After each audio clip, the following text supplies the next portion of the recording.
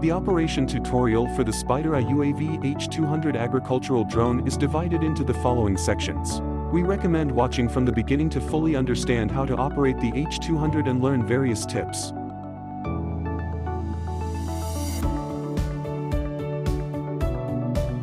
Connecting the remote controller to the drone. The remote controller is pre-paired with the drone out of the factory, allowing for immediate flight upon powering on. If the new remote controller is not yet paired with the drone, contact after sales for remote guidance on pairing.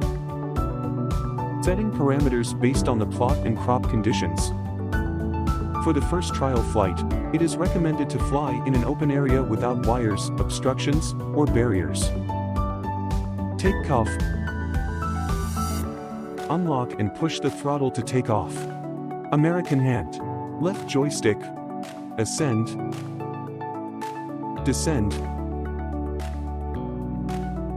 Left rotation. Right rotation. Right joystick. Forward. Backward. Left side step. Right side step. Japanese hand. Left joystick. Forward. Backward. Left rotation. Right rotation. Right joystick. Ascend. Descend. Left side step. Right side step.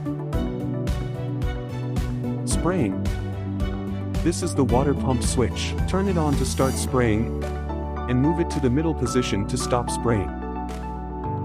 One-click return to home. This is the return to home button.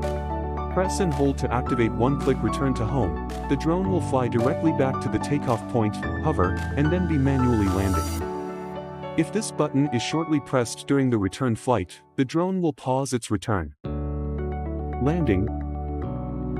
If the drone enters emergency obstacle avoidance mode or other conditions unsuitable for continued operation, it needs to land. Switch to manual operation mode by switching E lever on the upper left of the remote controller to the centered position, then move the drone to a clean, flat area for landing. Pull the throttle down fully and wait for the drone to land and the propellers to completely stop before releasing the throttle.